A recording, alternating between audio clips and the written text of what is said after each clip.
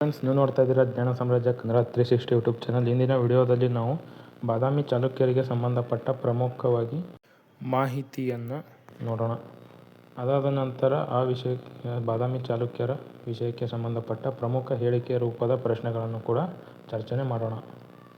ಬನ್ನಿ ಇವತ್ತಿನ ವಿಡಿಯೋನ ಸ್ಟಾರ್ಟ್ ಮಾಡೋಣ. ಹಾಗೆ ನಿಮ್ಮ ಸಪೋರ್ಟು ಇರಲಿ ಅಂತ ಹೇಳ್ತಾ ಬನ್ನಿ ಈ ವಿಡಿಯೋನ ಸ್ಟಾರ್ಟ್ ಮಾಡೋಣ. ಇವರ ಮೂಲ ಮತ್ತು ರಾಜಕೀಯ ಹಿನ್ನೆಲೆ ನೋಡೋದಾದ್ರೆ, ಬಾದಾಮಿ ಚಾಲುಕ್ಯರ ಸ್ಥಾಪಕ ಜಯಸಿಂಹ. ಇವನು ಕದಂಬರ ಸಾಮಂತನಾಗಿರ್ತಾನೆ. ನೈಜ ಸ್ಥಾಪಕ ಅಂದರೆ ನಿಜವಾದ ಸ್ಥಾಪಕ 1ನೇ ಪುಲಕೇಶಿ. ಇವನು ಕ್ರಿ.ಶ. 543ರಲ್ಲಿ ವಾತಾಪಿಯನ್ನು ಸ್ವತಂತ್ರ ರಾಜ್ಯ ಎಂದು ಸ್ವತಂತ್ರ ರಾಜ್ಯವಾಗಿ ಸ್ಥಾಪನೆ ಮಾಡ್ತಾನೆ. ಇವರ ರಾಜಧಾನಿ ನೋಡೋದಾದ್ರೆ ಬಾದಾಮಿ, ಅಂದಿನ ವಾತಾಪಿ. ಆರಂಭದಿಂದಲೇ ಪ್ರಮುಖ ರಾಜಧಾನಿ ಬಾದಾಮಿ. ಅವರ ರಾಜಧಾನಿ ಆರಂಭದಿಂದಲೇ ಬಾದಾಮಿಯಾಗೆ ಇತ್ತು. ಐಹೊಳೆ ಇವರ ಸಾಂಸ್ಕೃತಿಕ ಕೇಂದ್ರವಾಗಿತ್ತು. ಇವರ ಲಾಂಛನ ಬಂದು ವರಹ, ವಿಷ್ಣುವಿನ ಅವತಾರವಾದ ವರಹ ಇವರ ರಾಜ್ಯ ಲಾಂಛನ. ರಾಜ್ಯ ಭಾಷೆಗಳು ನೋಡ್ರಿ, ಕನ್ನಡ ಇದು ಆಡಳಿತ ಭಾಷೆಯಾಗಿತ್ತು. ಸಂಸ್ಕೃತ ಸಾಹಿತ್ಯ ಭಾಷೆಯಾಗಿತ್ತು. ಪ್ರಮುಖ ರಾಜರು ಮತ್ತು ರಾಜಕೀಯ ಸಾಧನೆಗಳನ್ನು ನೋಡೋದಾದ್ರೆ, ಮೊದಲಿಗೆ 1ನೇ ಕೀರ್ತಿವರ್ಮ ಬರ್ತಾನೆ. ವಾತಾಪಿಯ ನಿರ್ವಾಹಕ. 1ನೇ ಕೀರ್ತಿವರ್ಮ ವಾತಾಪಿಯ ನಿರ್ಮಾಪಕ. ಕದಂಬರು ಮತ್ತು ನಳರನ್ನು ಸೋಲಿಸಿ ರಾಜ್ಯ ವಿಸ್ತರಣೆ ಮಾಡ್ತಾನೆ. ಯಾರು? 1ನೇ ಕೀರ್ತಿವರ್ಮ ಕದಂಬರನ್ನ ಮತ್ತು ನಳರನ್ನ ಸೋಲಿಸಿ ಅವನ ರಾಜ್ಯವನ್ನು ವಿಸ್ತರಣೆ ಮಾಡ್ತಾನೆ. ಅನಂತರ ಬರ್ತಾನೆ ಮಂಗಳೇಶ. ಇವನು ಕೀರ್ತಿವರ್ಮನ ತಮ್ಮ. ಮಂಗಳೇಶ ಕೀರ್ತಿವರ್ಮನ ತಮ್ಮ. ಕೊಂಕಣದ ಮೌರ್ಯರನ್ನು ಸೋಲಿಸ್ತಾನೆ. ಇವನು ಕೂಡ ಕೊಂಕಣದ ಮೌರ್ಯರನ್ನು ಸೋಲಿಸಿ ರಾಜ್ಯವನ್ನು ವಿಸ್ತರಣೆ ಮಾಡ್ತಾನೆ. ಮಹಾಕೂಟ ಸ್ತಂಭ ಶಾಸನ ಕಾಲಕ್ಕೆ ಸಂಬಂಧಿಸಿದೆ. ಮಂಗಳೇಶನ ಕಾಲಕ್ಕೆ ಮಹಾಕೂಟ ಸ್ತಂಭ ಶಾಸನ ಅವನ ಕಾಲಕ್ಕೆ ಸಂಬಂಧಿಸಿದ. ನಂತರ 2ನೇ ಪುಲಕೇಶಿ ಕ್ರಿ.ಶ.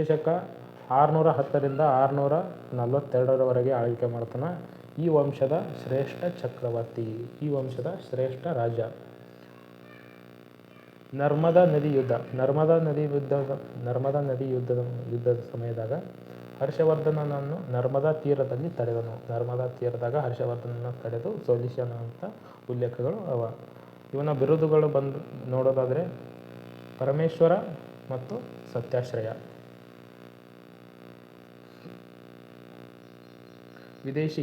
ಈ ರಾಜ್ಯದ ವಿದೇಶಿ ಸಂಪರ್ಕ ನೋಡೋದಾದರೆ, ಪರ್ಷಿಯಾ ರಾಜ 9ನೇ ಶುಕ್ರೋ ರಾಯಭಾರಿ ಕಳುಹಿಸಿದನು. ನೋಡ್ರಿ, ಪರ್ಷಿಯಾ ರಾಜ 9ನೇ ಶುಕ್ರೋನನ್ನು ರಾಯಭಾರಿಯಾಗಿ ಕಳುಹಿಸ್ತಾನೆ. ಅಜಂತ ಚಿತ್ರಗಳಲ್ಲಿ ಈ ದೃಶ್ಯವಿದೆ ಎಂದು ಹೇಳಲಾಗುತ್ತದೆ. ನೋಡ್ರಿ, ಪರ್ಷಿಯಾ ರಾಜ 9ನೇ ಶುಕ್ರೋ ರಾಯಭಾರಿಯನ್ನು ಕಳಿಸಿದ್ದು ಅಜಂತ ಚಿತ್ರದಲ್ಲಿ ಈ ದೃಶ್ಯ ಇದೆ ಎಂದು ಉಲ್ಲೇಖ ಆಗ್ಯದ. ನಂತರ ಹುಯೆನ್ ಸಾಂಗ್ ಬರ್ತಾನೆ. ಭಾರತ ಭೇಟಿ ನೀಡಿದ ಸಂದರ್ಭದಲ್ಲಿ ಸಾಮ್ರಾಜ್ಯವನ್ನು ವಿಸ್ತರಿಸಿದ್ದಾನೆ. ಭಾರತಕ್ಕೆ ಭೇಟಿ ನೀಡಿದ ಸಮಯದಲ್ಲಿ ನೋಡ್ರಿ, ಹುಯೆನ್ ಸಾಂಗ್ ಏನು ಮಾಡ್ತಾನೆ? ಭಾರತಕ್ಕೆ ಭೇಟಿ ನೀಡ್ತಾನೆ. ಯಾರ ಸಂದರ್ಭದಲ್ಲಿ?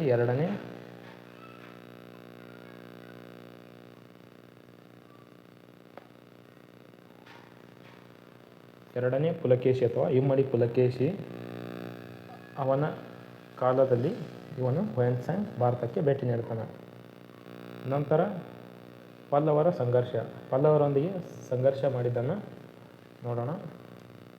1ನೇ ಮಹೇಂದ್ರವರ್ಮನ ಜೊತೆ ಯುದ್ಧ.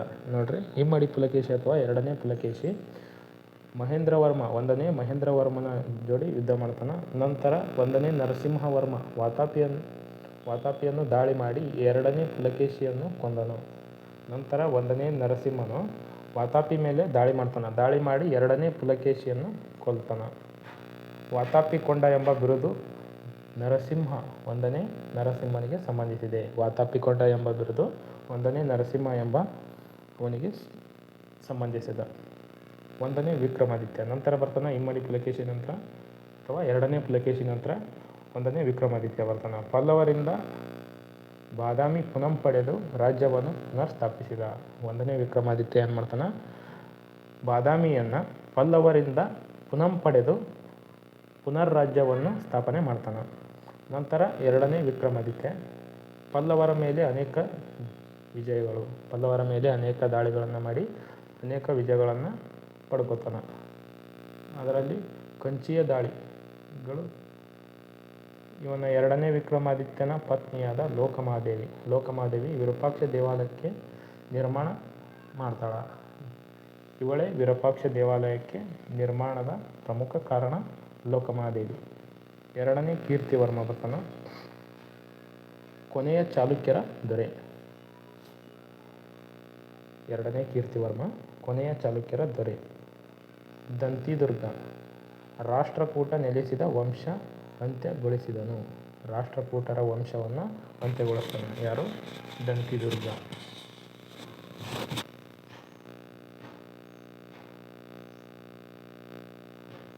ಪ್ರಮುಖವಾಗಿ ಇವರ ಕಲೆ ಮತ್ತು ವಾಸ್ತುಶಿಲ್ಪ ಸಾಹಿತ್ಯ ನೋಡೋದಾದರೆ, ಇವರ ಕಲೆ ವೇಸರ ಶೈಲಿಯಾಗ ಇವರ ವಾಸ್ತುಶಿಲ್ಪ ಕಲೆಗಳು ಕಂಡುಬರ್ತವೆ. ವೇಸರ ಶೈಲಿ ನಾಗರ ಶೈಲಿ ಮತ್ತು ದ್ರಾವಿಡ ಶೈಲಿಗಳ ಮಿಶ್ರಣ ವೇಸರ ಶೈಲಿ. ಚಾಲುಕ್ಯ ಶೈಲಿ ಎಂದು ಕೂಡ ಕರೆಯಲಾಗುತ್ತದೆ. ವೇಸರ ಶೈಲಿಯನ್ನು ಚಾಲುಕ್ಯ ಶೈಲಿ ಅಂತ ಕೂಡ ಕರೀತಾರೆ. ಪ್ರಮುಖ ಕೇಂದ್ರಗಳು: ಐಹೊಳೆ ಭಾರತೀಯ ದೇವಾಲಯಗಳ ವಾಸ್ತುಶಿಲ್ಪದ ತೊಟ್ಟಿಲು ಅಂತ ಐಹೊಳೆಯನ್ನು ಕರೀತಾರೆ. ಇದು 125ಕ್ಕೂ ಹೆಚ್ಚು ದೇವಾಲಯಗಳಿವೆ. ಐಹೊಳೆಯಲ್ಲಿ 125ಕ್ಕೂ ಹೆಚ್ಚು ದೇವಾಲಯಗಳು ಕಂಡುಬರ್ತವೆ. ಲಡಾಖ್ ದುರ್ಗ, ಹುಚ್ಚಿಮಲ್ಲಿಗುಡಿ, ಮೇಗುತಿ ಜೈನ್ ದೇವಾಲಯಗಳು ಪ್ರಮುಖವಾಗಿ ಕಂಡುಬರ್ತವೆ. ನಂತರ ಪಟ್ಟದಕಲ್ಲು ಮಲಪ್ರಭಾ ನದಿ ತೀರದ ಮೇಲಿದೆ. ಮಲಪ್ರಭಾ ನದಿಯ ತೀರದ ಮೇಲೆ ಪಟ್ಟದಕಲ್ಲು ಇದೆ. ಯುನೆಸ್ಕೋ ವಿಶ್ವ ಪಾರಂಪರಿಕ ತಾಣವಾಗಿ ಎಷ್ಟು ಸೇರಿದ ಪಟ್ಟದಕಲ್ಲು ಅಂದ್ರೆ 1987ರಲ್ಲಿ ಯುನೆಸ್ಕೋ ವಿಶ್ವ ಪಾರಂಪರಿಕ ತಾಣವಾಗಿ ಪಟ್ಟದಕಲ್ಲು ಆಯ್ಕೆಯಾಗಿದೆ. ದೇವಾಲಯ ಸಮೂಹ ಕೇಂದ್ರ. ಪಟ್ಟದಕಲ್ಲು ದೇವಾಲಯಗಳ ಸಮೂಹ ಕೇಂದ್ರ. ಪ್ರಮುಖವಾಗಿ ದೇವಾಲಯಗಳು ನೋಡೋದಾದರೆ, ಇವರ ಬಾದಾಮಿ ಚಾಲುಕ್ಯರಿಗೆ ಸಂಬಂಧಪಟ್ಟ ಪ್ರಮುಖ ದೇವಾಲಯಗಳು ವಿರೂಪಾಕ್ಷ ದೇವಾಲಯ, ಸೋಮೇಶ್ವರ ದೇವಾಲಯ, ಪಾಪನಾಥ ದೇವಾಲಯ ಮತ್ತು ವಿರೂಪಾಕ್ಷ ದೇವಾಲಯನ ಲೋಕಮಹಾದೇವಿ ನೆರವು ಸ್ಥಳ. ಕಂಚಿ ವಿಜಯ ನೆನಪಿಗಾಗಿ, ಎರಡನೇ ವಿಕ್ರಮಾದಿತ್ಯನ ಕಂಚಿಯ ವಿಜಯದ ನೆನಪಿಗಾಗಿ ಲೋಕಮಹಾದೇವಿ ವಿರೂಪಾಕ್ಷ ದೇವಾಲಯವನ್ನು ನಿರ್ಮಾಣ ಮಾಡ್ತಾಳೆ. ಅದರ ಶಿಲ್ಪಿ ಗುಂಡನ ಅನಿವಾರಿತಾಚಾರಿ. ವಿರೂಪಾಕ್ಷ ದೇವಾಲಯದ ಶಿಲ್ಪಿ ಗುಂಡನ ಅನಿವಾರಿತಾಚಾರಿ. ಬಾದಾಮಿ ಗುಹೆಗಳು ಪ್ರಮುಖವಾಗಿ 4 ಗುಹೆ ಕಂಡು ಬರ್ತವೆ. ಮೊದಲನೇ ಗುಹೆ ಶೈವ ಧರ್ಮಕ್ಕೆ ಸೇರಿದ್ದು. ಇದರಲ್ಲಿ 1ನೇ ಗುಹೆಯಲ್ಲಿ ನಟರಾಜನ ಮೂರ್ತಿ ಕಂಡುಬರ್ತದೆ. 2ನೇ ಗುಹೆ ಮತ್ತು 3ನೇ ಗುಹೆ ವೈಷ್ಣವ ಧರ್ಮಕ್ಕೆ ಸಂಬಂಧಪಟ್ಟಿದ್ದು. ಇದರಲ್ಲಿ ಈ ಬಾದಾಮಿ ಗುಹೆಗಳಲ್ಲಿ ಅತಿ ದೊಡ್ಡ ಗುಹೆ 3ನೇದು ಅತಿ ದೊಡ್ಡ ಗುಹೆ. 4ನೇ ಗುಹೆ ಜೈನ ಧರ್ಮಕ್ಕೆ ಸಂಬಂಧಪಟ್ಟಿದ್ದು. ಇದು ಪಾರ್ಶ್ವನಾಥ ಮತ್ತು ಮಹಾವೀರನಿಗೆ ಸಂಬಂಧಪಟ್ಟ ಜೈನ ಗುಹಾಲಯ. ಮಹಾಕೂಟ ಶಿವಪೂಜೆಯ ಪ್ರಮುಖ ಕೇಂದ್ರ ಮತ್ತು ಚಾಲುಕ್ಯರ ಧಾರ್ಮಿಕ ಸ್ಥಳ. ಮಹಾಕೂಟೇಶ್ವರ ದೇವಾಲಯ ಪ್ರಸಿದ್ಧವಾಗಿತ್ತು. ಅವರ ಕಾಲದಾಗ ಮಹಾಕೂಟ ದೇವಾಲಯ ಕೂಡ ಒಂದು ಪ್ರಸಿದ್ಧ ದೇವಾಲಯವಾಗಿತ್ತು. ಬಾದಾಮಿಯ ಸಮೀಪದಲ್ಲಿದೆ. ಮಹಾಕೂಟ ದೇವಾಲಯ ಬಾದಾಮಿಯ ಸಮೀಪದಲ್ಲಿದೆ. ಇಲ್ಲಿ ಶಿವನ ಆರಾಧನೆ ಪ್ರಸಿದ್ಧ ಕೇಂದ್ರವಾಗಿದೆ. ಇಲ್ಲಿ ಶಿವನ ಆರಾಧನೆಯನ್ನು ಪ್ರಸಿದ್ಧವಾಗಿ ಆರಾಧನೆ ಮಾಡ್ತಾರೆ. ಮಹಾಕೂಟೇಶ್ವರ ದೇವಾಲಯ ಅತ್ಯಂತ ಪ್ರಮುಖವಾಗಿ ಕಂಡುಬರ್ತದೆ. ಅನೇಕ ಸಣ್ಣ ದೇವಾಲಯ ಗುಂಪೇ ಇದೆ. ಇಲ್ಲಿ ಮಹಾಕೂಟೇಶ್ವರ ದೇವಾಲಯ ಅಥವಾ ಮಹಾಕೂಟ ದೇವಾಲಯದಲ್ಲಿ ಅನೇಕ ಸಣ್ಣ ದೇವಾಲಯಗಳ ಗುಂಪು ಕಂಡುಬರ್ತದೆ. ಇಲ್ಲಿ ನೈಸರ್ಗಿಕ ನೀರಿನ ತೀರ್ಥಕುಂಡಗಳು ಕಂಡುಬರ್ತವೆ. ಇಲ್ಲಿ ಮಹಾಕೂಟ ಶಿವನ ದೇವಾಲಯದಲ್ಲಿ ಅಥವಾ ಮಹಾಕೂಟೇಶ್ವರ ದೇವಾಲಯದಲ್ಲಿ ಇಲ್ಲಿ ನೈಸರ್ಗಿಕವಾಗಿ ನಿರ್ಮಿತವಾಗಿರುವ ತೀರ್ಥಕುಂಡಗಳು ಕಂಡುಬರ್ತವೆ. ಇವರ ಶಾಸನಗಳ ಬಗ್ಗೆ ಪ್ರಮುಖವಾಗಿ ನೋಡೋದಾದರೆ, ಐಹೊಳೆ ಶಾಸನ. ಇದು ಕ್ರಿಸ್ತ ಶಕ 634ರಾಗ ಐಹೊಳೆ ಶಾಸನವನ್ನು ಕೆತ್ತನೆ ಮಾಡಲಾಗುತ್ತದೆ. ಐಹೊಳೆ ಶಾಸನಕ್ಕೆ ಸಂಬಂಧಪಟ್ಟಂಗೆ ನೋಡಿದ್ರೆ ರಚನೆ ಮಾಡಿದವರು ರವಿಕೀರ್ತಿ. ಇದರ ರಾಜ 2ನೇ ಪುಲಕೇಶಿ. ಐಹೊಳೆ ಶಾಸನವನ್ನು ಕೆತ್ತಿಸುವಾಗ ಆಗಿನ ರಾಜ 2ನೇ ಪುಲಕೇಶಿ. ಭಾಷೆ ಸಂಸ್ಕೃತ. ಐಹೊಳೆ ಶಾಸನದ ಭಾಷೆ ಸಂಸ್ಕೃತ, ಹಳೆಗನ್ನಡದ ಲಿಪಿಯಲ್ಲಿ ಬಳಕೆ ಮಾಡಲಾಗಿದೆ. ಸ್ಥಳ ಮೇಗುತಿ ಜೈನ ದೇವಾಲಯದಲ್ಲಿ ಐಹೊಳೆ ಶಾಸನ ಕಂಡುಬರ್ತದೆ. ಪ್ರಮುಖವಾಗಿ ವಿಷಯಗಳನ್ನು ನೋಡಿದ ಎರಡನೇ ಪುಲಕೇಶಿಯ ವಿಜಯಗಳನ್ನು ಐಹೊಳೆ ಶಾಸನದಲ್ಲಿ ಎರಡನೇ ಪುಲಕೇಶಿಯ ವಿಜಯಗಳನ್ನು ಕೆತ್ತನೆ ಮಾಡಲಾಗಿದೆ. ಹರ್ಷವರ್ಧನನ ಸೋಲು, ಚಾಲುಕ್ಯರ ವಂಶಗೌರವ, ಕಾಳಿದಾಸ ಮತ್ತು ಬಾವಿಯ ಉಲ್ಲೇಖ.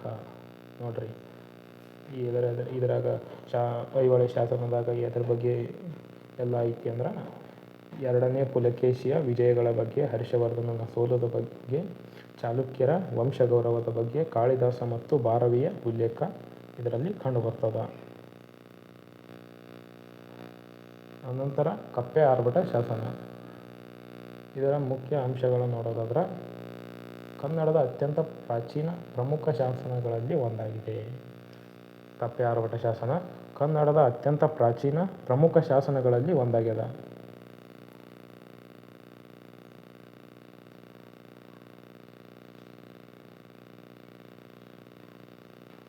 ಈ ಕಪ್ಪೆ ಆರ್ಭಟ ಶಾಸನ ತ್ರಿಪದಿ ಶೈಲಿಯ ಆರಂಭಿಕ ರೂಪ ಕಾಣಿಸುತ್ತದೆ. ಅಂದ್ರೆ ತ್ರಿಪದಿ ಶೈಲಿಯಲ್ಲಿ ಆರಂಭಿಕವಾಗಿ ತ್ರಿಪದಿ ಶೈಲಿಯಲ್ಲಿ ಈ ಕಪ್ಪೆ ಆರ್ಭಟ ಶಾಸನವನ್ನು ಕೆತ್ತನೆ ಮಾಡಿರ್ತಾರೆ. ಇದರ ಮಹತ್ವ ನೋಡೋದಾದ್ರೆ ಕನ್ನಡ ಸಾಹಿತ್ಯದ ಬೆಳವಣಿಗೆಗೆ ಸಾಕ್ಷಿ. ನೋಡ್ರಿ ಕಪ್ಪೆ ಆರ್ಭಟ ಶಾಸನ ಪ್ರಮುಖವಾಗಿ ಕನ್ನಡ ಸಾಹಿತ್ಯದ ಬೆಳವಣಿಗೆಗೆ ಸಾಕ್ಷಿಯಾಗಿದೆ. ನೈತಿಕ ಧಾರ್ಮಿಕ ಉದ್ದೇಶಗಳ ಪದ್ಯ ಶೈಲಿಯಲ್ಲಿ ಕಂಡುಬರ್ತದೆ. ಕಪ್ಪೆ ಆರ್ಭಟ ಶಾಸನ ನೈತಿಕ ಧಾರ್ಮಿಕ ಉದ್ದೇಶಗಳ ಪದ್ಯ ಶೈಲಿಯಲ್ಲಿ ಕಂಡುಬರ್ತದೆ. ಮಹಾಕೂಟ ಸ್ತಂಭ ಶಾಸನ. ಮಹಾಕೂಟ ಸ್ತಂಭ ಶಾಸನ ಇದರ ಮುಖ್ಯ ಅಂಶಗಳನ್ನು ನೋಡೋದಾದ್ರೆ ಪ್ರಮುಖವಾಗಿ ಇದರ ಅಂಶಗಳು ಇದು ಯಾರ ಕಾಲದಾಗ ಕಂಡುಬರ್ತದೆ ಅಂದ್ರೆ ಮಹಾಕೂಟ ಸ್ತಂಭ ಶಾಸನ ಮಂಗಳೇಶನ ಕಾಲದಲ್ಲಿ ಕಂಡುಬರ್ತದೆ. ಚಾಲುಕ್ಯರ ವಂಶಾವಳಿಯ ವಿವರವನ್ನು ಈ ಮಹಾಕೂಟ ಸ್ತಂಭ ಶಾಸನ ನೀಡುತ್ತದೆ. ರಾಜಕೀಯ ಹಕ್ಕು ಮತ್ತು ವಂಶದ ಸಂಕ್ರಮತೆ ತೋರಿಸ್ತದೆ. ಇದು ಮಹಾಕೂಟ ಸ್ತಂಭ ಶಾಸನ ರಾಜಕೀಯ ಹಕ್ಕು ಮತ್ತು ವಂಶದ ಸಕ್ರಮತೆಯ ಬಗ್ಗೆ ತೋರಿಸ್ತದೆ. ಇನ್ನು ಬಾದಾಮಿ ಶಾಸನ.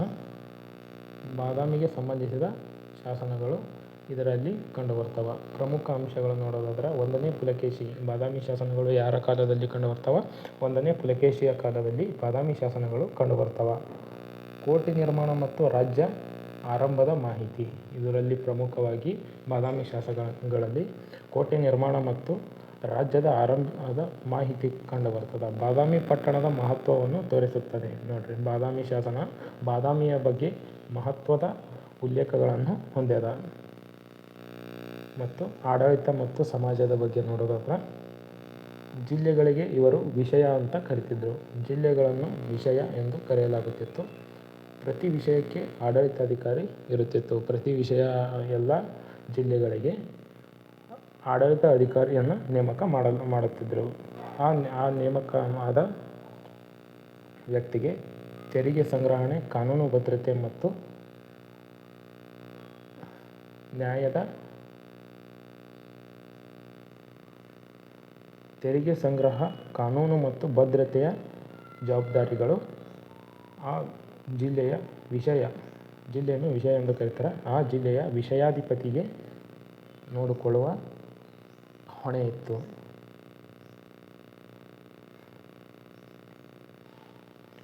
ತೆರಿಗೆ ಸಂಗ್ರಹ ಮತ್ತು ಕಾನೂನು ಭದ್ರತೆ ಯಾರಿಗೆ? ವಿಷಯಾಧಿಪತಿಗೆ ನೋಡಿಕೊಳ್ಳುವ ಜವಾಬ್ದಾರಿಯನ್ನು ನೀಡಲಾಗಿತ್ತು. ಗ್ರಾಮ ಆಡಳಿತ.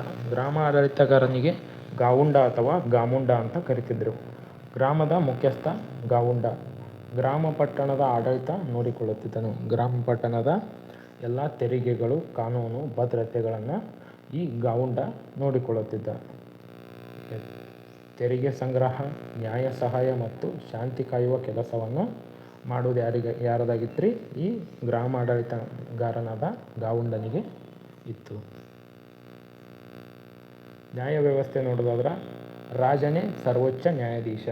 ಇಲ್ಲಿ ಸಾಮ್ರಾಜ್ಯದಲ್ಲಿ ಯಾವುದೇ ತೀರ್ಪನ್ನು ರಾಜನೇ ಸರ್ವೋಚ್ಚ ನ್ಯಾಯಾಧೀಶನಾಗಿ ತೀರ್ಪನ್ನು ನೀಡುತ್ತಿದ್ದ. ಗ್ರಾಮಗಳಲ್ಲಿ ಮಹಾಜನರು ನ್ಯಾಯ ತೀರ್ಮಾನ ಮಾಡುತ್ತಿದ್ದರು. ಗ್ರಾಮಗಳಲ್ಲಿ ಏನು ಮಾಡ್ತಿದ್ರು? ಮಹಾಜನರು ನ್ಯಾಯ ತೀರ್ಮಾನವನ್ನು ಮಾಡುತ್ತಿದ್ದರು. ದಂಡನೆ ಮತ್ತು ವಿವಾದ ಪರಿಹಾರ ವ್ಯವಸ್ಥೆ ಇತ್ತು.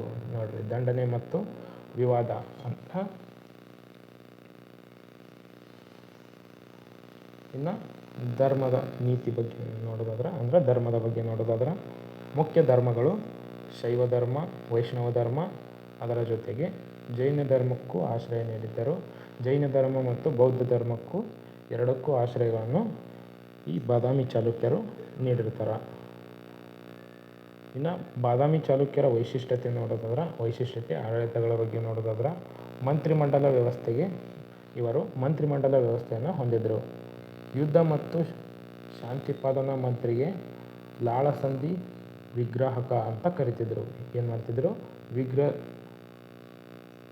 ಯುದ್ಧ ಮತ್ತು ಶಾಂತಿಪಾಲನಾ ಮಂತ್ರಿಗೆ ಲಾಳಸಂಧಿ ವಿಗ್ರಾಹಕ ಅಂತ ಕರಿತಿದ್ರು. ನ್ಯಾಯಾಧೀಶರನ್ನ ಧರ್ಮಾಧ್ಯಕ್ಷ ಅಂತ ನ್ಯಾಯಾಧೀಶರನ್ನ ಕರಿತಿದ್ರು. ಕಂದಾಯ ಅಧಿಕಾರಿಯನ್ನ ಶ್ರೀಕರಣ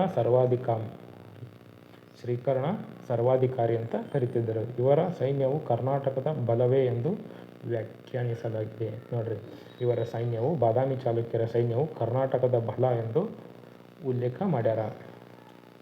ಇದು ಕಾಲುಪಡೆ, ಅಶ್ವಪಡೆ, ಗಜಪಡೆ, ರಥಪಡೆ, ಒಂಟೆಪಡೆ ಎಂಬ ಚದುರಂಗ ಬಲಗಳಿಂದ ಕೂಡಿತ್ತು. ನೋಡ್ರಿ, ಕಾಲುಪಡೆ, ಗಜಪಡೆ ಮತ್ತು ಅಶ್ವಪಡೆ, ರಥಪಡೆ, ಒಂಟೆಗಳ ಪಡೆ ಅಂತ ಇಷ್ಟು ಪಡೆಗಳನ್ನು ಇವರು ಹೊಂದಿದ್ದರು. ಇವರ ಆರ್ಥಿಕ ಜೀವನದ ಬಗ್ಗೆ ನೋಡಿದರೆ ಇವರು ಮುಖ್ಯವಾಗಿ ಕೃಷಿಗೆ ಹೆಚ್ಚು ಪ್ರಾಮುಖ್ಯತೆಯನ್ನು ನೀಡುತ್ತಿದ್ದರು. ಕೃಷಿ ಪ್ರಮುಖ ಉದ್ಯೋಗವಾಗಿತ್ತು ಇವರಿಗೆ. ನೇಕಾರಿಕೆ, ಕಮ್ಮಾರಿಕೆ, ಕುಂಬಾರಿಕೆ, ಚಮ್ಮಾರಿಕೆ, ಬಡಿಗೆತನ ಮುಂತಾದ ವೃತ್ತಿ ಶ್ರೇಣಿಗಳನ್ನು ಕೂಡ ಹೊಂದಿದ್ದರು. ಐಹೊಳೆಯಲ್ಲಿ 500 ಮಂದಿಯ ವೃತ್ತಿಪರ ಸಂಘವೊಂದನ್ನು ಇತ್ತು. ನೋಡ್ರಿ, ಐಹೊಳೆಯಲ್ಲಿ 500 ಮಂದಿಯ ವೃತ್ತಿಪರ ಸಂಘ ಕೂಡ ಕಂಡುಬರ್ತದೆ. ಇದು ಅಯ್ಯಾಹೊಳೆ ಐನುವಾರ ಎನ್ನುತ್ತಿದ್ದರು. ಅಯ್ಯಾಹೊಳೆ ಐನುವಾರ ಅಂತ ಇವರನ್ನು ಕರೆಯುತ್ತಿದ್ದರು. ಆಫ್ರಿಕಾ ಮತ್ತು ಚೀನಾದೊಂದಿಗೆ ವಾಣಿಜ್ಯ ಸಂಬಂಧವನ್ನು ಹೊಂದಿದ್ದರು. ಆಫ್ರಿಕಾ ಮತ್ತು ಚೀನಾದೊಂದಿಗೆ ಇವರು ವಾಣಿಜ್ಯ ಸಂಬಂಧವನ್ನು ಕೂಡ ಹೊಂದಿದ್ದರು.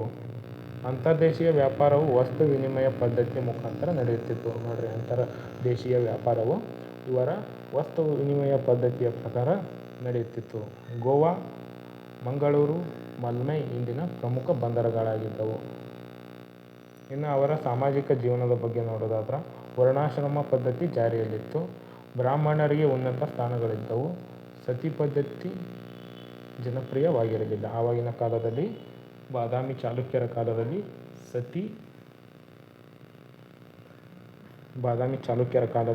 ಸತಿ ಪದ್ಧತಿ ಜನಪ್ರಿಯವಾಗಿರಲಿಲ್ಲ. ಜಾತಿ ಪದ್ಧತಿ ರೂಢಿಯಲ್ಲಿತ್ತು. ಏಕಪತ್ನಿತ್ವ ಜನಪ್ರಿಯವಾಗಿತ್ತು. ಆಗಿನ ಕಾಲದಲ್ಲಿ ಏಕಪತ್ನಿತ್ವ ಜನಪ್ರಿಯವಾಗಿತ್ತು. ಮಹಿಳೆಯರಿಗೆ ಉನ್ನತ ಸ್ಥಾನಮಾನಗಳಿದ್ದವು. ಅವರ ರಾಣಿಯರ ಕಲೆಗಳು ನೋಡ್ರಿ, ಸಂಗೀತ, ನೃತ್ಯ, ನಾಟಕ,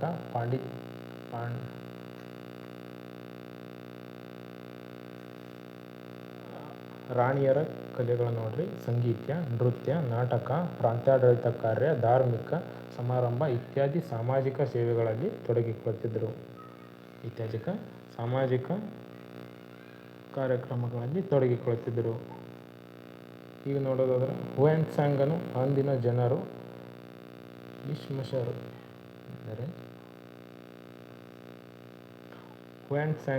ಅಂದಿನ ಜನರನ್ನು ನಿಷ್ಕರ್ಷರು, ಸತ್ಯಸಂಧರು, ಉಪಕಾರಿಗಳು ಅಂತ ಬಹುವಿಧವಾಗಿ ಹೊಗಳ್ತಾನೆ. ಕನ್ನಡಿಗರ ಸದ್ಗುಣಗಳನ್ನು ವರ್ಣಿಸುವ ಬಾದಾಮಿ ಶಾಸನ.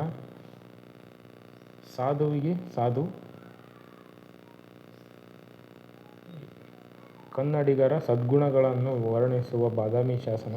ಸಾಧುವಿಗೆ ಸಾಧು, ಮಾಧ್ಯರಿಗೆ ಮಾಧ್ಯರ,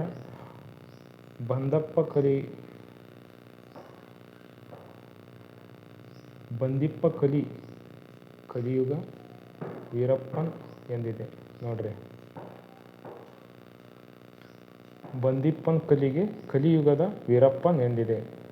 ಅಂದರೆ ಒಳ್ಳೆಯವರಿಗೆ ಒಳ್ಳೆಯರು, ಮಧುರ ಗುಣವುಳ್ಳವರಿಗೆ ಮಧುರ ಗುಣವಾಗಿ ವರ್ತಿಸೋದು, ತೊಂದರೆ ಕೊಡುವವರಿಗೆ ದುಷ್ಟವಾಗಿಯೇ ಕಾಣೋದು. ಇವನು ಅಸಮ್ಯನಾದ ಮಾಧವನೇ ಆಗಿರುವವನು ಎಂದರ್ಥ. ಇವರ ಕಲೆ ಮತ್ತು ವಾಸ್ತುಶಿಲ್ಪ ನೋಡೋದಾದ್ರೆ ಇವರು ತಮ್ಮದೇ ಆದ ಬೇಸರ ಶೈಲಿ ಅಳವಡಿಸಿಕೊಂಡಿದ್ದರು. ಇವರ ಪ್ರಮುಖ ಲಕ್ಷಣಗಳೆಂದರೆ ಎತ್ತರದ ಜಗಲಿಯ ಮೇಲೆ ಕಟ್ಟಡ ನಿರ್ಮಾಣ. ಇವರದ್ದು ಪ್ರಮುಖವಾಗಿ ಎತ್ತರದ ಜಗಲಿಯ ಮೇಲೆ ಕಟ್ಟಡ ನಿರ್ಮಾಣ ಮಾಡೋದಾಗಿತ್ತು. ದೇವಾಲಯಗಳ ಸುತ್ತ ಪ್ರದಕ್ಷಿಣೆ ಪಥ ಹಾಕುವ ಅವಕಾಶ. ಚೌಕಾಕಾರದ ಗರ್ಭಗುಡಿ ಮತ್ತು ಶಿಖರ. ಚೌಕಾಕಾರದ ಗರ್ಭಗುಡಿ ಮತ್ತು ಶಿಖರ. ಕೆಲವು ದೇವಾಲಯಗಳು ಗೋಳಾಕಾರದ ತಳವಿನ್ಯಾಸ ಹೊಂದಿದ್ದವು. ಪ್ರಮುಖವಾಗಿ ಮಂಟಪದ ರೀತಿ ಇವು ವಿನ್ಯಾಸವನ್ನು ಹೊಂದಿದ್ದವು. ದೇವಾಲಯಗಳ ಸುತ್ತ ರಾಮಾಯಣ ಮತ್ತು ಮಹಾಭಾರತಗಳ ಕೆತ್ತನೆಯನ್ನು ನೀವು ಕಾಣಬಹುದು. ಪ್ರಮುಖ ದೇವಾಲಯಗಳನ್ನು ನೋಡೋದಾದ್ರೆ ಬಾದಾಮಿ ಬನಶಂಕರಿ ದೇವಾಲಯ, ತ್ರಿಮೂರ್ತಿ ವಿಗ್ರಹ ಮತ್ತು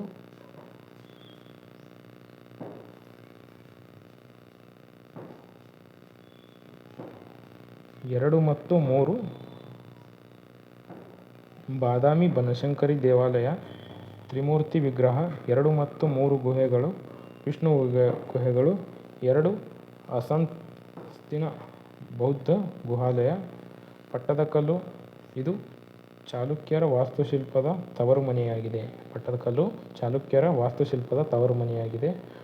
ಪರ್ಷಿ ಬ್ರೌನ್ ಇದನ್ನು ದ್ರಾವಿಡ ಶಿಲ್ಪದ ಅತ್ಯುತ್ತಮ ಕೃತಿ ಎಂದಿದ್ದಾರೆ. ಸಂಗಮೇಶ್ವರ, ವಿರೂಪಾಕ್ಷ, ಮಲ್ಲಿಕಾರ್ಜುನ, ಗಗನಾರ್ಥ ದೇವಾಲಯಗಳು, ಕೊಲ್ಲಾಪುರ ಮಹಾಲಕ್ಷ್ಮಿ ದೇವಾಲಯ, ಐಹೊಳೆ ಮೇಗುತಿ ದೇವಾಲಯ, ಲಡಾಖ್ ದೇವಾಲಯ, ಹೆಚ್ಚುವಲ್ಲಿ ದೇವಾಲಯ, ದುರ್ಗ ದೇವಾಲಯಗಳು ಇಲ್ಲಿ ಕಂಡುಬರ್ತವೆ. ಐಹೊಳೆಯ ಪರ್ಷಿ ಬ್ರೌನನ್ನು ಭಾರತದ ದೇವಾಲಯಗಳ ತೊಟ್ಟಿಲು ಎಂದು ಕರೀತಾನೆ. ಪರ್ಷಿ ಬ್ರೌನ್ ಐಹೊಳೆಯನ್ನು ಭಾರತದ ದೇವಾಲಯಗಳ ತೊಟ್ಟಿಲು ಅಂತ ಕರೀತಾನೆ. ಇನ್ನು ಬಾದಾಮಿ ಚಾಲುಕ್ಯರಿಗೆ ಸಂಬಂಧಿಸಿದ ಪ್ರಮುಖ ಪ್ರಶ್ನೆಗಳನ್ನು ನೋಡೋದಾದರೆ, ಬಾದಾಮಿ ಚಾಲುಕ್ಯರ ಆರಂಭಿಕ ಇತಿಹಾಸಕ್ಕೆ ಸಂಬಂಧಿಸಿದ ಈ ಕೆಳಗಿನ ಹೇಳಿಕೆಗಳನ್ನು ಗಮನಿಸಿ. ಹೇಳಿಕೆ 1. ಜಯಸಿಂಹನು ಈ ವಂಶದ ಮೊದಲ ದೊರೆಯಾಗಿದ್ದರು. ಈತ ಕದಂಬರ ಸಾಮಂತನಾಗಿದ್ದನು. ಪುಲಕೇಶಿ 1ನೇ ಪುಲಕೇಶಿ ಕ್ರಿಸ್ತಶಕ 543ರಲ್ಲಿ ವಾತಾಪಿಯಲ್ಲಿ ಬಲವಾದ ಕೋಟೆ ನಿರ್ಮಿಸಿ ಸ್ವತಂತ್ರ ರಾಜ್ಯ ಸ್ಥಾಪಿಸಿದನು. ಇದರ ಸರಿಯಾದ ಆಯ್ಕೆಗಳು ನೋಡ್ರಿ. ಎ 1 ಮಾತ್ರ ಸರಿ, ಬಿ 2 ಮಾತ್ರ ಸರಿ, ಸಿ 1 ಮತ್ತು 2 ಸರಿ, ಡಿ 2 ತಪ್ಪು. ನಾನು ಈ ಪ್ರಶ್ನೆಗಳನ್ನು ಬಿಡಿಸ್ಕೊತ ಹೋಗುವಾಗ ನೀವು ವಿಡಿಯೋನ ಸ್ಟಾಪ್ ಮಾಡಿ, ಇದೇನು ಲೈವ್ ಇರೋದಿಲ್ಲ, ರೆಕಾರ್ಡೆಡ್ ವಿಡಿಯೋ ಇರುತ್ತೆ. ವಿಡಿಯೋನ ಸ್ಟಾಪ್ ಮಾಡಿ ನೀವು ಗೆಸ್ ಮಾಡಿದ ಆನ್ಸರ್ನ ಕಮೆಂಟ್ ಮಾಡಿರಿ. ಇದರ ಸರಿಯಾದ ಉತ್ತರ ಸಿ 1 ಮತ್ತು 2 ಹೇಳಿಕೆಗಳು ಕೂಡ ಸರಿಯಾಗ್ಯಾವ. ಇನ್ನು ಚಾಲುಕ್ಯರ ರಾಜಧಾನಿ ಮತ್ತು ಲಾಂಛನದ ಕುರಿತಾದ ಹೇಳಿಕೆಗಳನ್ನು ಪರಿಶೀಲಿಸೋದಾದ್ರೆ, ಹೇಳಿಕೆ 1. ಇವರ ಮೊದಲ ರಾಜಧಾನಿ ಮ್ಯಾನಿಕೆಟ್ ಆಗಿತ್ತು. ನಂತರ ಇದನ್ನು ವಾತಾಪಿಗೆ ಬದಲಾಯಿಸಿದರು. ಹೇಳಿಕೆ 2. ವಿಷ್ಣುವಿನ ಅವತಾರವಾದ ವರಹ ಇವರ ಅಧಿಕೃತ ಲಾಂಛನವಾಗಿತ್ತು. ಇದರಲ್ಲಿ ಸರಿಯಾದ ಹೇಳಿಕೆ ಯಾವುದಂತ ನೋಡ್ರಿ. ಎ 1 ಮಾತ್ರ ಸರಿ, ಬಿ 2 ಮಾತ್ರ ಸರಿ, ಸಿ 1 ಮತ್ತು 2 ಸರಿ, ಡಿ 2 ತಪ್ಪು. ಇದರ ಸರಿಯಾದ ಉತ್ತರ ನೋಡ್ರಿ, ಬಿ 2 ಮಾತ್ರ ಸರಿ. ವಿಷ್ಣುವಿನ ಅವತಾರವಾದ ವರಹ ಇವರ ಅಧಿಕೃತ ಲಾಂಛನವಾಗಿತ್ತು. ಇದು ಮಾತ್ರ ಸರಿ. ಇನ್ನು 3ನೇ ಪ್ರಶ್ನೆ. ಈ ಪ್ರಶ್ನೆ ಯಾವುದಕ್ಕೆ ಸಂಬಂಧಪಟ್ಟಿದೆ ಅಂದ್ರೆ, ಇಮ್ಮಡಿ ಪುಲಕೇಶಿಯ ಸಾಧನೆಗಳನ್ನು ತಿಳಿಸುವ ಐಹೊಳೆ ಶಾಸನದ ಬಗ್ಗೆ ಹೇಳಿಕೆಗಳು ನೋಡ್ರಿ. ಹೇಳಿಕೆ 1. ಈ ಶಾಸನವನ್ನು ಇಮ್ಮಡಿ ಪುಲಕೇಶಿಯ ಆಸ್ಥಾನದ ರವಿಕೀರ್ತಿ ಕೆತ್ತಿಸಿದನು. ಹೇಳಿಕೆ 2. ಇದು ಕನ್ನಡ ಭಾಷೆ ಮತ್ತು ಬ್ರಾಹ್ಮಿ ಲಿಪಿಯಲ್ಲಿದೆ. ಸರಿಯಾದ ಉತ್ತರಗಳು ಗಮನಿಸಿರಿ. ಎ 1 ಮಾತ್ರ ಸರಿ, ಬಿ 2 ಮಾತ್ರ ಸರಿ, ಸಿ 1 ಮತ್ತು 2 ಸರಿ, ಡಿ 2 ತಪ್ಪು. ಇದರ ಸರಿಯಾದ ಉತ್ತರ ಎ 1 ಮಾತ್ರ ಸರಿ. ಈ ಶಾಸನವನ್ನು ಇಮ್ಮಡಿ ಪುಲಕೇಶಿಯ ಆಸ್ಥಾನದ ರವಿಕೀರ್ತಿ ಕೆತ್ತಿಸಿದನು. ಐಹೊಳೆ ಶಾಸನವನ್ನು ಇಮ್ಮಡಿ ಪುಲಕೇಶಿ ಆಸ್ಥಾನದ ರವಿಕೀರ್ತಿ ಕೆತ್ತಿಸಿದನು. ಇದು ಕನ್ನಡ ಮತ್ತು ಬ್ರಾಹ್ಮಿ ಲಿಪಿಯಲ್ಲಿ ಕಂಡುಬರೋದಿಲ್ಲ. ಇದು ಸಂಸ್ಕೃತದಲ್ಲಿ ಕಂಡುಬರ್ತದೆ. ಇನ್ನು 4ನೇ ಪ್ರಶ್ನೆ. ಈ ಪ್ರಶ್ನೆ ಯಾವುದಕ್ಕೆ ಸಂಬಂಧಪಟ್ಟಿದೆ ಅಂತ ನೋಡ್ರಿ. ಇಮ್ಮಡಿ ಪುಲಕೇಶಿ ಮತ್ತು ಹರ್ಷವರ್ಧನನ ನಡುವಿನ ಯುದ್ಧದ ಕುರಿತು. ಹೇಳಿಕೆ 1. ಇಮ್ಮಡಿ ಪುಲಕೇಶಿಯು ಉತ್ತರ ಭಾರತದ ದುರ್ಬಲ ಸಾಮ್ರಾಟ ಹರ್ಷವರ್ಧನನನ್ನು ನರ್ಮದಾ ನದಿ ತೀರದಲ್ಲಿ ಸೋಲಿಸಿದನು. ಹೇಳಿಕೆ 2. ಈ ವಿಜಯದ ನಂತರ ಪುಲಕೇಶಿಯು ಸಕಲೋತ್ತರ ಪದನಾಥ ಎಂಬ ಬಿರುದನ್ನು ಧರಿಸಿದನು. ಇದರಲ್ಲಿ ಸರಿಯಾದ ಉತ್ತರವನ್ನು ಗಮನಿಸಿರಿ. ಎ 1 ಮಾತ್ರ ಸರಿ, ಬಿ 2 ಮಾತ್ರ ಸರಿ, ಸಿ 1 ಮತ್ತು 2 ಸರಿ, ಡಿ 2 ತಪ್ಪು. ಇದರ ಸರಿಯಾದ ಉತ್ತರ ಎ 1 ಮಾತ್ರ ಸರಿ. ಇಮ್ಮಡಿ ಪುಲಕೇಶಿಯು ನರ್ಮದಾ ನದಿ ತೀರದ ಮೇಲೆ ಹರ್ಷವರ್ಧನನನ್ನು ಸೋಲಿಸ್ತಾನೆ. ಈ ಪ್ರಶ್ನೆ ಚೀನಿ ಪ್ರವಾಸಿ ಹುಯಾಂಗ್ ತ್ಸಾಂಗ್ ಭೇಟಿ ನೀಡಿದ ಸಂಬಂಧಿತ ಹೇಳಿಕೆಯಾಗಿದೆ. ನೋಡ್ರಿ ಇವೆರಡು. ಒಂದನೇ ಹೇಳಿಕೆ, ಹುಯಾಂಗ್ ತ್ಸಾಂಗ್ ಕ್ರಿಸ್ತಶಕ 641ರಲ್ಲಿ ಇಮ್ಮಡಿ ಪುಲಕೇಶಿಯ ಆಸ್ಥಾನಕ್ಕೆ ಮತ್ತು ಸಾಮ್ರಾಜ್ಯಕ್ಕೆ ಭೇಟಿ ನೀಡಿದನು. ಹೇಳಿಕೆ 2, ಆತ ತನ್ನ ಕೃತಿಯಲ್ಲಿ ಚಾಲುಕ್ಯರ ಸೈನ್ಯದ ಶಿಸ್ತು ಮತ್ತು ಜನರ ಪ್ರಾಮಾಣಿಕೆಯನ್ನು ಮುಕ್ತ ಕಂಠದಿಂದ ಶ್ಲಾಘಿಸಿದ್ದಾನೆ ಅಂದ್ರೆ ವ್ಯಕ್ತಪಡಿಸಿದ್ದಾನೆ. ಇದರಲ್ಲಿ ಯಾವ ಹೇಳಿಕೆಗಳು ಸರಿಯಾಗ್ಯಾವ ನೋಡ್ರಿ. ಎ 1 ಮಾತ್ರ ಸರಿ, ಬಿ 2 ಮಾತ್ರ ಸರಿ, ಸಿ 1 ಮತ್ತು 2 ಸರಿ, ಡಿ ಇವೆರಡು ತಪ್ಪು. ಇದರ ಸರಿಯಾದ ಉತ್ತರ ಎ 1 ಮಾತ್ರ ಸರಿ. ಹುಯಾಂಗ್ ತ್ಸಾಂಗನು 641ರಲ್ಲಿ ಇಮ್ಮಡಿ ಪುಲಕೇಶಿಯ ಆಸ್ಥಾನಕ್ಕೆ ಭೇಟಿ ನೀಡ್ತಾನೆ. ಈ ಪ್ರಶ್ನೆ ಬಾದಾಮಿಯ ಗುಹಾಂತರ ದೇವಾಲಯಗಳಿಗೆ ಸಂಬಂಧಿಸಿದ ನೋಡ್ರಿ. ಒಂದನೇ ಹೇಳಿಕೆ, ಬಾದಾಮಿಯಲ್ಲಿ ಒಟ್ಟು 4 ಪ್ರಮುಖ ಕಲ್ಲಿನ ಗುಹಾಂತರ ದೇವಾಲಯಗಳಿವೆ. ಎರಡನೇ ಹೇಳಿಕೆ, ಇವುಗಳಲ್ಲಿ ಮೊದಲ 3 ಗುಹೆಗಳು ಹಿಂದೂ ಧರ್ಮಕ್ಕೆ ಮತ್ತು ನಾಲ್ಕನೇ ಗುಹೆ ಜೈನ ಧರ್ಮಕ್ಕೆ ಸಂಬಂಧಿಸಿದೆ. ಇದರಾಗ ಯಾವ ಹೇಳಿಕೆ ಸರಿಯಾಗಿದೆ ನೋಡ್ರಿ. ಎ 1 ಮಾತ್ರ ಸರಿ, ಬಿ 2 ಮಾತ್ರ ಸರಿ, ಸಿ 1 ಮತ್ತು 2 ಸರಿ, ಡಿ 2 ತಪ್ಪು. ಇದರ ಸರಿಯಾದ ಉತ್ತರ ಸಿ 2 ಹೇಳಿಕೆಗಳು ಸರಿಯಾಗ್ಯವ.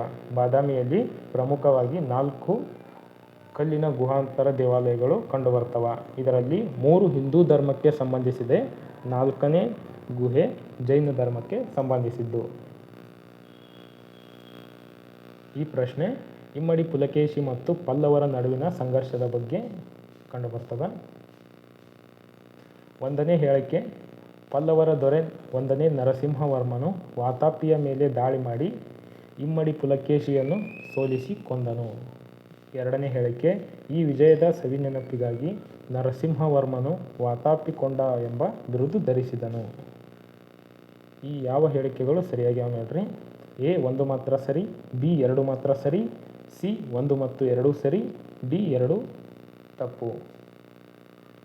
ಇದರ ಸರಿಯಾದ ಉತ್ತರ ಸಿ 1 ಮತ್ತು 2 ಹೇಳಿಕೆಗಳು ಸರಿಯಾಗ್ಯಾವ. ಪಲ್ಲವರ ದೊರೆ 1ನೇ ನರಸಿಂಹನು ವಾತಾಪಿ ಮೇಲೆ ದಾಳಿ ಮಾಡಿ ಇಮ್ಮಡಿ ಪುಲಕೇಶಿಯನ್ನು ಸೋಲಿಸ್ತಾನ. ನಂತರ ಈ ವಿಷಯಕ್ಕೆ ಸಂಬಂಧಿಸಿದ ಹಾಗೆ ಈ ವಿಜಯದ ಸವಿನೆನಪಿಗಾಗಿ ನರಸಿಂಹವರ್ಮನು ವಾತಾಪಿ ಕೊಂಡ ಎಂಬ ಬಿರುದನ್ನು ಪಡಿತಾನ. ಚಾಲುಕ್ಯರ ಸಾಮ್ರಾಜ್ಯದ ಪುನರ್ಸ್ಥಾಪನಾ ಕುರಿತು ಹೇಳಿಕೆಗಳನ್ನು ಗಮನಿಸಿ. ಇಮ್ಮಡಿ ಪುಲಕೇಶಿಯ ಮರಣದ ನಂತರ ವಾತಾಪಿಯು ಸುಮಾರು 13 ವರ್ಷಗಳ ಕಾಲ ಪಲ್ಲವರ ವಶದಲ್ಲಿತ್ತು. ಪುಲಕೇಶಿಯ ಮಗ 1ನೇ ವಿಕ್ರಮಾದಿತ್ಯ ಪಲ್ಲವರನ್ನು ಸೋಲಿಸಿ ವಾತಾಪಿಯನ್ನು ಮರಳಿ ಪಡೆದು ಚಾಲುಕ್ಯರ ವೈಭವವನ್ನು ಪುನರ್ಸ್ಥಾಪಿಸಿದನು. ಇದರ ಸರಿಯಾದ ಉತ್ತರ ನೋಡ್ರಿ. ಎ 1 ಮಾತ್ರ ಸರಿ, ಬಿ 2 ಮಾತ್ರ ಸರಿ, ಸಿ 1 ಮತ್ತು 2 ಸರಿ, ಡಿ 2 ತಪ್ಪು. ಇದರ ಸರಿಯಾದ ಉತ್ತರ ಸಿ 1 ಮತ್ತು 2 ಹೇಳಿಕೆಗಳು ಸರಿಯಾಗ್ಯವ. ಇಮ್ಮಡಿ ಪುಲಕೇಶಿಯು ಮರಣದ ನಂತರ ವಾತಾಪಿಯು 13 ವರ್ಷಗಳ ಕಾಲ ಪಲ್ಲವರ ವಶದಲ್ಲಿ ಇತ್ತು. ನಂತರ ಅವನ ಮಗ 1ನೇ ವಿಕ್ರಮಾದಿತ್ಯ ಪಲ್ಲವರನ್ನು ಸೋಲಿಸಿ ವಾತಾಪಿಯನ್ನು ಮರಳಿ ಪಡಿತಾನೆ. ಚಾಲುಕ್ಯರ ವಾಸ್ತುಶಿಲ್ಪ ಶೈಲಿಯ ಕುರಿತು ಈ ಹೇಳಿಕೆ ನೋಡ್ರಿ. ಹೇಳಿಕೆ 1, ಚಾಲುಕ್ಯರು ಉತ್ತರ ಭಾರತದ ನಾಗರ ಮತ್ತು ದ್ರಾವಿಡ ಶೈಲಿಯನ್ನು ಸಮ್ಮಿಶ್ರಗೊಳಿಸಿ ವೇಸರ ಶೈಲಿಯನ್ನು ಅಭಿವೃದ್ಧಿಪಡಿಸಿದರು. ಎರಡನೇ ಹೇಳಿಕೆ, ಈ ಶೈಲಿಯನ್ನು ಚಾಲುಕ್ಯ ಶೈಲಿ ಅಂತ ಕೂಡ ಕರೆಯಲಾಗಿದೆ. ಯಾವ ಹೇಳಿಕೆ ಸರಿಯಾಗಿದೆ ನೋಡ್ರಿ. ಎ 1 ಮಾತ್ರ ಸರಿ, ಬಿ 2 ಮಾತ್ರ ಸರಿ, ಸಿ 1 ಮತ್ತು 2 ಸರಿ, ಡಿ 2 ತಪ್ಪು. ಇದರ ಸರಿಯಾದ ಉತ್ತರ ಸಿ 1 ಮತ್ತು 2 ಹೇಳಿಕೆಗಳು ಸರಿಯಾಗ್ಯವ. ಚಾಲುಕ್ಯರು ಉತ್ತರ ಭಾರತದ ನಾಗರ ಶಿಲ್ಪಿ ಮತ್ತು ದ್ರಾವಿಡ ಶಿಲ್ಪಿಯನ್ನು ಎರಡನ್ನೂ ಸೇರಿಸಿ ವೇಸರ ಶೈಲಿಯಾಗಿ ಇವರು ಅಭಿವೃದ್ಧಿಪಡಿಸಿ ಅಳವಡಿಸಿಗೊಳ್ತಾರೆ. ಇದನ್ನು ಚಾಲುಕ್ಯರ ಶೈಲಿ ಅಂತ ಕೂಡ ಕರೆಯಲಾಗುತ್ತೆ. ಐಹೊಳೆ ಮತ್ತು ಪಟ್ಟದಕಲ್ಲು ತಾಣಗಳ ಕುರಿತು ಈ ಹೇಳಿಕೆಗಳನ್ನು ಗಮನಿಸಿರಿ. ಹೇಳಿಕೆ 1, ಐಹೊಳೆಯನ್ನು ಭಾರತೀಯ ದೇವಾಲಯಗಳ ವಾಸ್ತುಶಿಲ್ಪದ ತೊಟ್ಟಿಲು ಎಂದು ಕರೆಯಲಾಗುತ್ತದೆ. ಪಟ್ಟದಕಲ್ಲು ಯುನೆಸ್ಕೋ ವಿಶ್ವ ಪರಂಪರೆಯ ತಾಣವೆಂದು ಘೋಷಿಸಲಾಗಿದೆ. ಇದರಲ್ಲಿ ಯಾವ ಹೇಳಿಕೆಗಳು ಸರಿಯಾಗಿವೆ ನೋಡ್ರಿ. ಎ 1 ಮಾತ್ರ ಸರಿ, ಬಿ 2 ಮಾತ್ರ ಸರಿ, ಸಿ 1 ಮತ್ತು 2 ಸರಿ, ಡಿ 2 ತಪ್ಪು. ಇದರ ಸರಿಯಾದ ಉತ್ತರ ಸಿ 1 ಮತ್ತು 2 ಹೇಳಿಕೆಗಳು ಸರಿಯಾಗ್ಯವ. ಐಹೊಳೆಯನ್ನು ಭಾರತದ ವಾಸ್ತುಶಿಲ್ಪದ ತೊಟ್ಟಿಲು ಅಂತ ಕರೀತಾರೆ. ಪಟ್ಟದಕಲ್ಲುವನ್ನು ವಿಶ್ವ ಪರಂಪರೆಯ ತಾಣವೆಂದು ಪಟ್ಟದಕಲ್ಲು ಯುನೆಸ್ಕೋ ವಿಶ್ವ ಪಾರಂಪರಿಕ ಪಟ್ಟಿಗೆ 1987ರಲ್ಲಿ ಸೇರ್ಪಡೆ ಆಗ್ತದೆ. ಪಟ್ಟದಕಲ್ಲಿನ ವಿರೂಪಾಕ್ಷ ದೇವಾಲಯದ ಕುರಿತು ಈ ಹೇಳಿಕೆಗಳನ್ನು ಗಮನಿಸಿರಿ. ಹೇಳಿಕೆ 1, ಇದನ್ನು 2ನೇ ವಿಕ್ರಮಾದಿತ್ಯರ ಹಿರಿಯ ರಾಣಿ ಲೋಕಮಹಾದೇವಿ ನಿರ್ಮಿಸಿದಳು. ಹೇಳಿಕೆ 2, 2ನೇ ವಿಕ್ರಮಾದಿತ್ಯ ಪಲ್ಲವರ ರಾಜಧಾನಿ ಕಾಂಚೀಪುರಂ ಅನ್ನು ಗೆದ್ದ ನೆನಪಿಗಾಗಿ ಇದನ್ನು ನಿರ್ಮಿಸಲಾಯಿತು. ಯಾವ ಹೇಳಿಕೆ ಸರಿಯಾಗಿದೆ ಅಂತ ನೋಡ್ರಿ. ಎ 1 ಮಾತ್ರ ಸರಿ, ಬಿ 2 ಮಾತ್ರ ಸರಿ, ಸಿ 1 ಮತ್ತು 2 ಸರಿ, ಡಿ 2 ತಪ್ಪು. ಇದರ ಸರಿಯಾದ ಉತ್ತರ ಸಿ 1 ಮತ್ತು 2 ಹೇಳಿಕೆಗಳು ಸರಿಯಾಗ್ಯವ. ಇದನ್ನು 2ನೇ ವಿಕ್ರಮಾದಿತ್ಯ ಮೊದಲ ರಾಣಿ ಮಹಾದೇವಿ ನಿರ್ಮಿಸ್ತಾಳ. ಯಾವ ನೆನಪಿಗಾಗಿ ಅವಳು ಈ ದೇವಾಲಯವನ್ನು ನಿರ್ಮಿಸ್ತಾಳ ಅನ್ನೋದು ನೋಡ್ರಿ. ಇವಳು ಪಲ್ಲವರ ರಾಜಧಾನಿ ಕಾಂಚೀಪುರಂ ಅನ್ನು ಗೆದ್ದ ನೆನಪಿಗಾಗಿ ಈ ದೇವಾಲಯವನ್ನು ನಿರ್ಮಾಣ ಮಾಡ್ತಾಳ. ವಿರೂಪಾಕ್ಷ ದೇವಾಲಯದ ಶಿಲ್ಪಿ ಮತ್ತು ಶೈಲಿಯ ಕುರಿತು ಈ ಹೇಳಿಕೆಗಳನ್ನು ಗಮನಿಸಿರಿ. ಹೇಳಿಕೆ 1, ಈ ದೇವಾಲಯವನ್ನು ಸಂಪೂರ್ಣವಾಗಿ ಉತ್ತರ ಭಾರತದ ನಾಗರ ಶೈಲಿಯಲ್ಲಿ ನಿರ್ಮಿಸಲಾಗಿದೆ. ಹೇಳಿಕೆ 2, ಇದರ ಮುಖ್ಯ ಶಿಲ್ಪಿ ಗುಂಡನ್ ಅನಿವಾರಿತಾಚಾರಿ ಆಗಿದ್ದನು. ಇದರ ಸರಿಯಾದ ಉತ್ತರ ನೋಡ್ರಿ. ಎ 1 ಮಾತ್ರ ಸರಿ, ಬಿ 2 ಮಾತ್ರ ಸರಿ, ಸಿ 1 ಮತ್ತು 2 ಸರಿ, ಡಿ 2 ತಪ್ಪು. ಇದರ ಸರಿಯಾದ ಉತ್ತರ ಬಿ 2 ಮಾತ್ರ ಸರಿ. ಈ ವಿರೂಪಾಕ್ಷ ದೇವಾಲಯದ ಶಿಲ್ಪಿ ಗುಂಡನ್ನ ಅನಿವಾರಿತಾಚಾರಿ ಆಗಿದ್ದನು.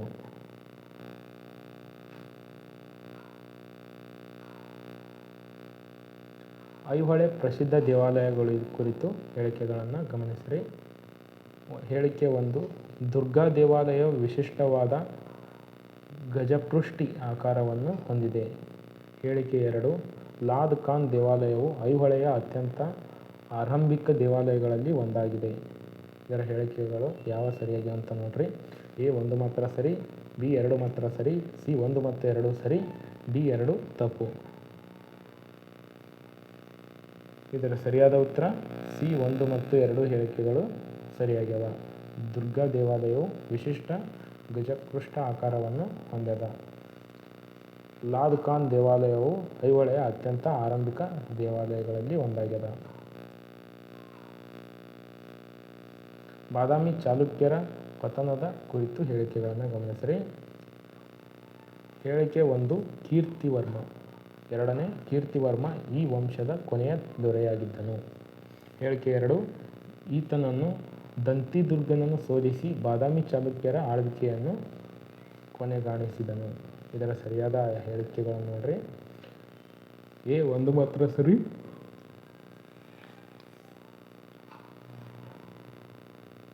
ಎ 1 ಮಾತ್ರ ಸರಿ, ಬಿ 2 ಮಾತ್ರ ಸರಿ, ಸಿ 1 ಮತ್ತು 2 ಸರಿ, ಡಿ 2 ತಪ್ಪು.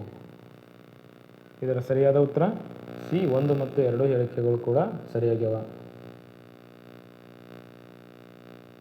ಚಾಲುಕ್ಯರ ಪ್ರಸಿದ್ಧ ಶಾಸನಗಳ ಕುರಿತು ಈ ಪ್ರಶ್ನೆ ನೋಡ್ರಿ. ಹೇಳಿಕೆ 1, ಮಹಾಕೂಟ ಸ್ತಂಭ ಶಾಸನವು ಮಂಗಳೇಶನ ಕಾಲಕ್ಕೆ ಸೇರಿದ್ದಾಗಿದೆ. ಹೇಳಿಕೆ 2, ಐಹೊಳೆಯ ಮೇಗುತಿ ಜೈನ್ ದೇವಾಲಯ ಶಾಸನವು ಕ್ರಿಸ್ತ ಶಕ 634ರಲ್ಲಿ ಕೆತ್ತಲ್ಪಟ್ಟಿದೆ. ಯಾವ ಹೇಳಿಕೆಗಳು ಸರಿಯಾಗಿ ಅಂತ ನೋಡ್ರಿ. ಎ 1 ಮಾತ್ರ ಸರಿ, ಬಿ 2 ಮಾತ್ರ ಸರಿ, ಸಿ 1 ಮತ್ತು 2 ಸರಿ, ಡಿ 2 ತಪ್ಪು. ಇದರ ಸರಿಯಾದ ಉತ್ತರ ಸಿ 1 ಮತ್ತು 2 ಹೇಳಿಕೆಗಳು ಕೂಡ ಸರಿಯಾಗ್ಯವ. ಮಹಾಕೂಟ ಸ್ತಂಭ ಶಾಸನವು ಮಂಗಳೇಶನ ಕಾಲಕ್ಕೆ ಸೇರಿದ್ದಾಗಿದೆ. ಐಹೊಳೆ ಮೇಗುತಿ ದೇವಾಲಯ ಕೂಡ ದೇವಾಲಯದ ಶಾಸನ. ಐಹೊಳೆ ಮೇಗುತಿ ಜೈನ್ ದೇವಾಲಯದ ಶಾಸನ 634ರಲ್ಲಿ ಕ್ರಿಸ್ತಶಕ 634ರಲ್ಲಿ ಕೆತ್ತಲಾಗಿದೆ. ಐಹೊಳೆ ಶಾಸನದಲ್ಲಿ ರವಿಕೀರ್ತಿಯ ಉಲ್ಲೇಖಗಳ ಕುರಿತು ಗಮನಿಸಿರಿ. ಹೇಳಿಕೆ 1, ರವಿಕೀರ್ತಿ ತನ್ನ ಕಾವ್ಯದ ಪ್ರತಿಭೆಯನ್ನು ಕಾಳಿದಾಸ ಮತ್ತು ಭಾರವಿಗೆ ಹೋಲಿಸಿಕೊಂಡಿದ್ದಾನೆ. ಎರಡನೇ ಹೇಳಿಕೆ ನೋಡ್ರಿ, ಈ ಶಾಸನದಲ್ಲಿ ಮಹಾಭಾರತ ಯುದ್ಧದ ಉಲ್ಲೇಖವಿದೆ. ಇದರ ಸರಿಯಾದ ಉತ್ತರಗಳು ಗಮನಿಸಿರಿ. ಎ 1 ಮಾತ್ರ ಸರಿ, ಬಿ 2 ಮಾತ್ರ ಸರಿ, ಸಿ 1 ಮತ್ತು 2 ಸರಿ, ಡಿ 2 ತಪ್ಪು. ಇದರ ಸರಿಯಾದ ಉತ್ತರ ಬಂದ್ಬಿಟ್ಟು ಸಿ 1 ಮತ್ತು 2 ಹೇಳಿಕೆಗಳು ಕೂಡ ಸರಿಯಾಗ್ಯವ. ಚಾಲುಕ್ಯರ ವಿದೇಶಿ ಸಂಬಂಧಗಳ ಕುರಿತು ಗಮನಿಸಿರಿ.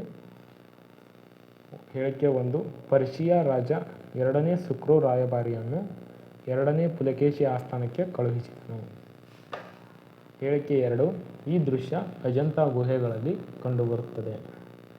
ಯಾವ ಹೇಳಿಕೆಗಳು ಸರಿಯಾಗ್ಯಾವ ಅಂತ ನೋಡ್ರಿ. ಎ 1 ಮಾತ್ರ, ಬಿ 2 ಮಾತ್ರ, ಸಿ 1 ಮತ್ತು 2 ಅಲ್ಲ. ಇದರ ಸರಿಯಾದ ಉತ್ತರ ಡಿ 2 ಅಲ್ಲ. ಇವು 2 ಹೇಳಿಕೆಗಳು ಸರಿಯಾಗಿಲ್ಲ.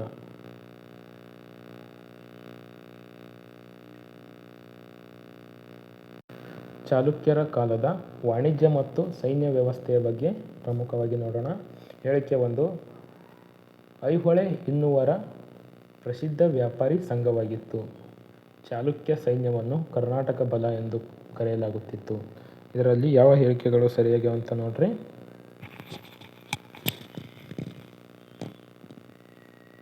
ಎ 1 ಮಾತ್ರ ಸರಿ, ಬಿ 2 ಮಾತ್ರ ಸರಿ, ಸಿ 1 ಮತ್ತು 2 ಸರಿ, ಡಿ 2 ತಪ್ಪು. ಇದರ ಸರಿಯಾದ ಉತ್ತರ ಸಿ 1 ಮತ್ತು 2 ಹೇಳಿಕೆಗಳು ಸರಿಯಾಗ್ಯಾವ.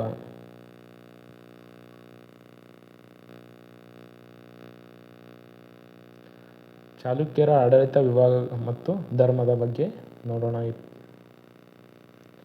ಹೇಳಿಕೆ 1, ಜಿಲ್ಲೆಗಳನ್ನು ವಿಷಯ ಎಂದು ಕರೆಯಲಾಗುತ್ತಿತ್ತು. ಹೇಳಿಕೆ 2, ಹಿಂದೂ, ಜೈನ್ ಮತ್ತು ಬೌದ್ಧ ಧರ್ಮಗಳಿಗೆ ಆಶ್ರಯ ನೀಡಿದ್ದರು. ಯಾವ ಹೇಳಿಕೆಗಳು ಸರಿಯಾಗ್ಯದಂತ ನೋಡ್ರಿ. ಎ 1 ಮಾತ್ರ ಸರಿ, ಬಿ 2 ಮಾತ್ರ ಸರಿ, ಸಿ 1 ಮತ್ತು 2 ಸರಿ, ಡಿ 2 ತಪ್ಪು. ಇದರ ಸರಿಯಾದ ಉತ್ತರ ಸಿ 1 ಮತ್ತು 2 ಸರಿ.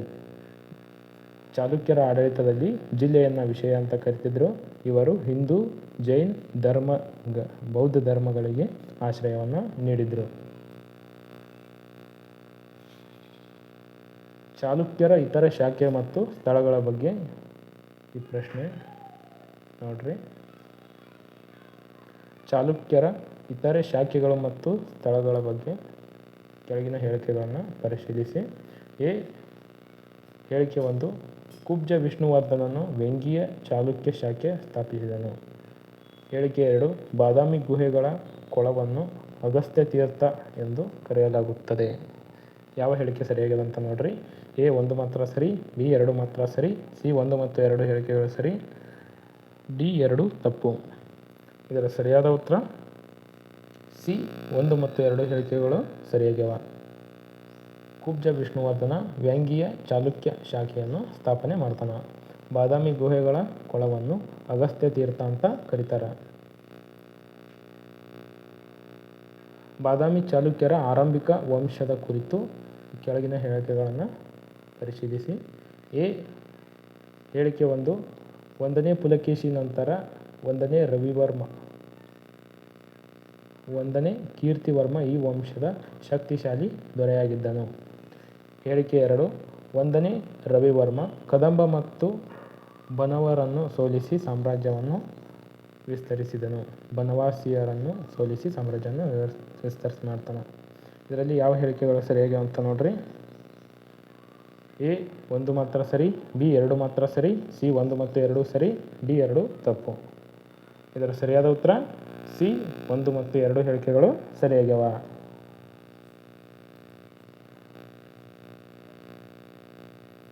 ಚಾಲುಕ್ಯರ ರಾಜಧಾನಿ ಕುರಿತು ಈ ಹೇಳಿಕೆಗಳನ್ನು ಗಮನಿಸಿರಿ. ಹೇಳಿಕೆ ಒಂದು ಬಾದಾಮಿ ಅಥವಾ ವಾತಾಪಿ ಇವರ ಪ್ರಾಥಮಿಕ ರಾಜಧಾನಿಯಾಗಿತ್ತು. ಹೇಳಿಕೆ ಎರಡು ಮ್ಯಾನಿಕೇಟವು ಚಾಲುಕ್ಯರ ಶಾಶ್ವತ ರಾಜಧಾನಿಯಾಗಿತ್ತು. ಇದರ ಸರಿಯಾದ ಆಯ್ಕೆಗಳು ನೋಡ್ರಿ. ಎ ಒಂದು ಮಾತ್ರ ಸರಿ, ಬಿ ಎರಡು ಮಾತ್ರ ಸರಿ, ಸಿ ಒಂದು ಮತ್ತು ಎರಡು ಸರಿ, ಡಿ ಎರಡು ತಪ್ಪು. ಇದರ ಸರಿಯಾದ ಉತ್ತರ ಎ ಒಂದು ಮಾತ್ರ ಸರಿ. ಬಾದಾಮಿ ಪ್ರಾಥಮಿಕ ರಾಜಧಾನಿಯಾಗಿತ್ತು.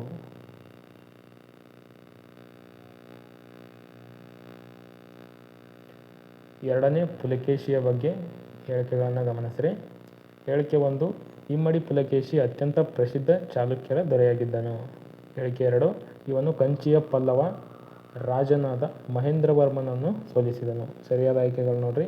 ಎ ಒಂದು ಮಾತ್ರ ಸರಿ, ಬಿ ಎರಡು ಮಾತ್ರ ಸರಿ, ಸಿ ಒಂದು ಮತ್ತು ಎರಡು ಸರಿ, ಡಿ ಎರಡು ತಪ್ಪು. ಇದರ ಸರಿಯಾದ ಉತ್ತರ ಸಿ ಒಂದು ಮತ್ತು ಎರಡು ಹೇಳಿಕೆಗಳು ಸರಿಯಾಗಿವೆ. ಅವು 20 ಕ್ವಶನ್ ಆದಗಳ ನಂತರ ಇವು ಮುಂದೆ ಕಂಟಿನ್ಯೂ ಯಾವ್ರಿ. ಇವು ಬೇರೆ ಬೇರೆ ಕ್ವಶನ್ಗಳು ಯಾವ, ಆದ್ರೇನು ಅವು 20 ಆದ ನಂತರ ಅವು ಕ್ವಶನ್ ನಂಬರ್ ಕೂಡ 1 ಹಿಡಿದೇ ಕೌಂಟ್ ಆಗ್ಯಾವು. ಐಹೊಳೆ ಶಾಸನ ಕುರಿತು ಈ ಹೇಳಿಕೆಗಳನ್ನು ಗಮನಿಸಿರಿ. ಐಹೊಳೆ ಶಾಸನವನ್ನು ರವಿಕೀರ್ತಿ ರಚನೆ ಮಾಡ್ತಾನೆ. ಹೇಳಿಕೆ ಎರಡು ಎರಡನೇ ಪುಲಕೇಶಿ ಸಾಧನೆಗಳ ವಿಸ್ತರಿಸುತ್ತದೆ.